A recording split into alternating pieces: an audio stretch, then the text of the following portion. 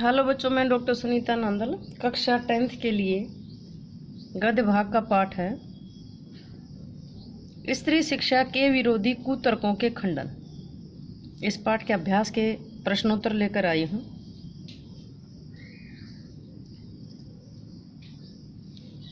पाठ है स्त्री शिक्षा के विरोधी कुतर्कों का खंडन। लेखक है महावीर प्रसाद द्विवेदी। लेखक कौन है? महावीर प्रसाद द्विवेदी। तो जैसा पाठ का नाम है स्त्री शिक्षा के विरोधी, जो लड़कियों को और महिलाओं को पढ़ाने के विरोधी हैं, वो कुतर्क करते हैं। स्त्री शिक्षा के विरोधी जो कुतर्क देते हैं, उनके जो बुरे विचार हैं, उनका खंडन किया गया इस पाठ में कि ऐसा नहीं होना चाहिए। जो कुतर्क करने वाले हैं, औरतों के पढ़ाने के खिलाफ हैं, लड़कियों की शिक्षा के विरुद्ध हैं, उनकी बातों का, उनके विचारों का खंडन किया गया है। आइए देखते हैं अभ्यास के प्रश्न। कुछ पुरातन पंथी लोग स्त्रियों की शिक्षा के विरोधी थे। द्विवेदी, कौन से द्विवेदी? द्विवेदी 2-3 हैं।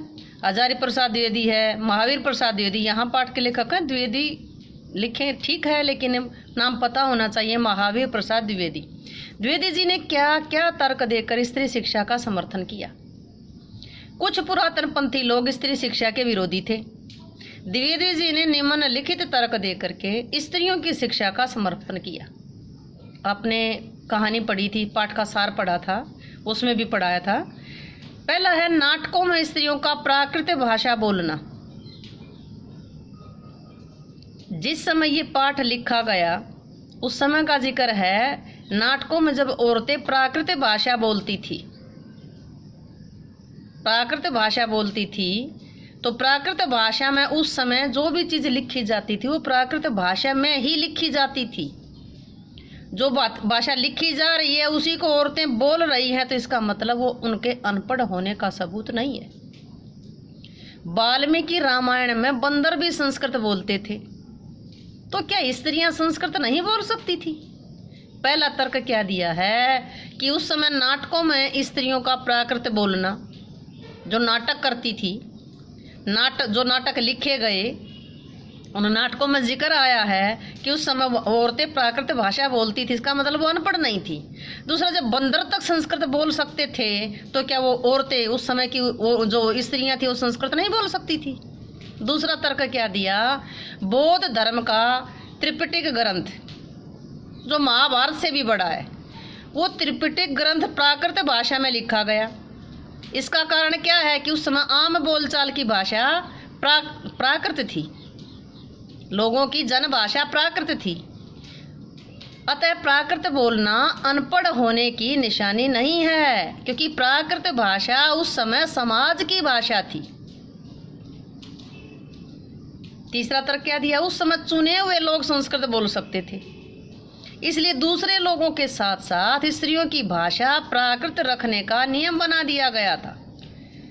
भी जो विद्वान थे, मनीषी थे, वो संस्कृत बोलते थे, या जिनको संस्कृत बहुत अच्छी तरीके से आती थी वो आते थे। अब आज के ज़माने में संस्कृत सब नहीं बोलते, तो क्या सब अनपढ़ हैं? संस्कृत भाषा समझते हैं, पढ़ते हैं, लेकिन सब बोल नहीं रहे, तो इसका मतलब क्या? वो अनपढ़ है।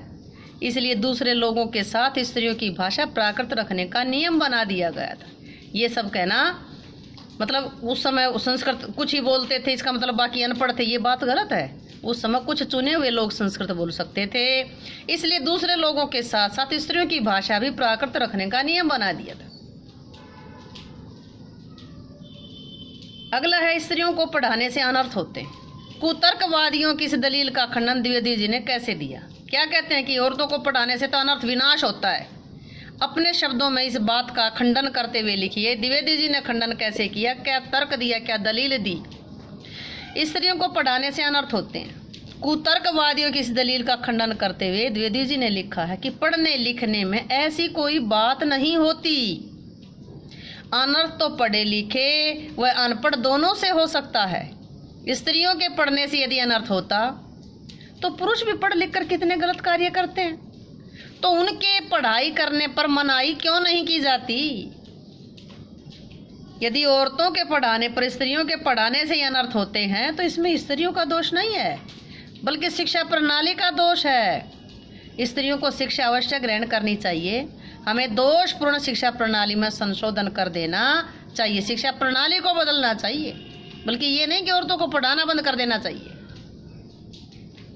द्विवेदी जी ने स्त्री शिक्षा के विरोधी कुतर्कों का खंडन करने के लिए व्यंग्य का सहारा लिया है। जैसे ये सब पापी पढ़ने का अपराध है, ना वे पढ़ती ना वे पूजनीय पुरुषों का मुकाबला करती। आप ऐसे अन्य अंशों को निबंध में से छांट कर समझिए और लिखिए। इस पाठ में केवल उन्हीं लोगों का जिक्र किया है जो ये नहीं चाहते कि औरत उनसे आगे बढ़े, कि ना वे पढ़ती ना पुरुषों का मुकाबला करती। पीड़ा यही है कि वो उनका मुकाबला कैसे कर रही है, उनसे आगे कैसे बढ़ रही है। तो इसी पाठ में से ऐसे अंश आए हैं, जो ऐसे मतलब जो पंक्तियां आई हैं उनको छांट करके लिखी। प्रस्तुत निबंध में निम्नलिखित अंश व्यंग्यात्मक है।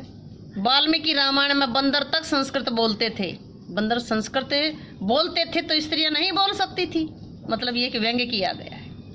जिन पंडितों ने गाथा सप्तशती सेतुबंध महाकाव्य कुमारपाल चरित्र संस्कृत के ग्रंथ किस भाषा में थे? प्राकृत भाषा में बनाए गए। गाथा सप्तशती सेतुबंध महाकाव्य कुमारपाल चरित्र आदि ग्रंथ प्राकृत में बनाए। यदि वे अनपढ़ और गंवार थे तो हिंदी के प्रसिद्ध अखबार का संपादक भी आज इस जमाने में अनपढ़ और गंवार कहा जा सकता है, क्योंकि वो अपने जमाने की प्रचलित भाषा में अखबार लिखता है। आपने देखा होगा, आप अखबार पसंद कौन सा करेंगे? जिसकी शब्दावली आपको अच्छी लगती हो, जो आपको अच्छे से समझ आता हो, जो आप पहले से पढ़ते आ रहे हैं, वही तो पसंद करेंगे। और संपादक जो अखबार छापने वाला है वो उसमें कौन मतलब क्या चीज़ें लिखता है कि लोग उनकी बात को आसानी से समझ सकें, आसानी से पढ़ सकें, रोचकता से पढ़ सकें। वेदों को प्राय सभी हिंदू ईश्वरकृत मानते हैं कि वेद क्या है? भगवान की रचना है। ईश्वर तो वेद मंत्रों की रचना अथवा उनका दर्शन विश्ववर आदि स्त्रियों से करावे। वेद मंत्रों की रचना अथवा वेदों का दर्शन विश्ववरा आदि स्त्रियों से करावे और हम उन्हें ककरा पढ़ाना भी पाप समझे। ककर तक क से है तक, क ख ग गड़ से लेकर श है तक, उन्हें उसको बोलते हैं ककरा।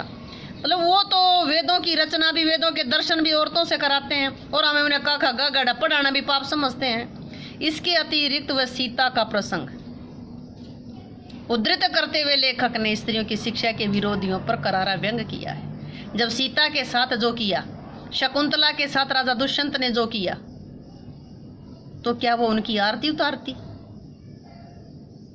तो क्या वो उन बात से अपने दुख को प्रकट करने के लिए उनको एक शब्द भी नहीं बोलती? क्या कहती कि यार ये तुमने बहुत अच्छा किया?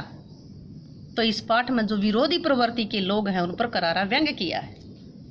पुराने समय में स्त्रियों द्वारा प्राकृत भाषा में बोलना क्या उनके अनपढ़ होने का सबूत है? पाठ के आधार पर बताइए। प्राचीन काल में स्त्रियों द्वारा प्राकृत भाषा बोलने के अनेक प्रमाण मिले, किंतु उसका अर्थ ये नहीं कि प्राकृत बोलना अनपढ़ होने का सबूत है या फिर प्राकृत भाषा अनपढ़ों की भाषा है।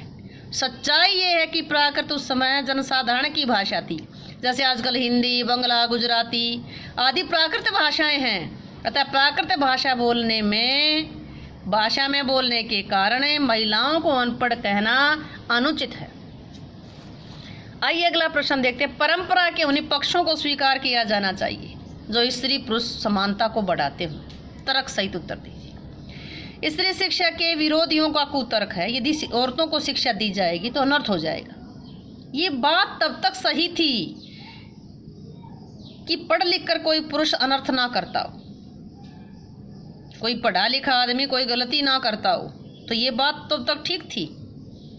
पुरुष स्त्रियों की अपेक्षा अधिक अनर्थ करते हैं। एमए, बीए, शास्त्री और आचार्य होने के बावजूद भी पुरुष स्त्रियों को हंटर से पीटते हैं, उन पर अत्याचार करते हैं, दुराचार जैसे मामले सामने आते हैं। अतः स्पष्ट है कि अनर्थ के पीछे पढ़ना लिखना कोई कारण नहीं है। पढ़ लिख कर स्त्रियां किसी से कम नहीं है। स्त्रियों ने पुरुषों के समान वेद रचना तक की, उन्हें अक्षर ज्ञान तक पाप समझे, ये बात तर्कसम्मत नहीं है। अतः स्त्री पुरुष दोनों को पढ़ने का समान रूप से अधिकार है। स्त्रियों को शिक्षा नहीं दी जानी चाहिए। ये बात समानता की नहीं है, बराबरी की नहीं है। अतः इस बात को यहीं रोक देना चाहिए, इसे बढ़ावा नहीं देना चाहिए और इस बात पर बल देना चाहिए कि स्त्रियों की शिक्षा को बढ़ावा देना चाहिए। तब की शिक्षा प्रणाली और आज की शिक्षा प्रणाली में क्या अंतर है? तब स्त्रियों की शिक्षा की समुचित व्यवस्था नहीं थी, उनके लिए कोई स्कूल नहीं थे, विद्यालय नहीं थे, कोई यूनिवर्सिटी नहीं थी, कोई विश्वविद्यालय नहीं थे। आज स्त्रियों को शिक्षित करने के लिए स्कूल हैं, कॉलेज हैं, विश्वविद्यालय हैं, सुविधाएं हैं। स्त्रियां पुरुषों के साथ भी शिक्षा ग्रहण करती हैं, कोएड स्कूल है, कोएड कॉलेज हैं। पहले ऐसा संभव नहीं था। उम्मीद है ये प्रश्न आपको अच्छे से समझ आए होंगे। समझ आए हैं तो वीडियो को लाइक करें, शेयर करें, चैनल को सब्सक्राइब करना ना भूलें।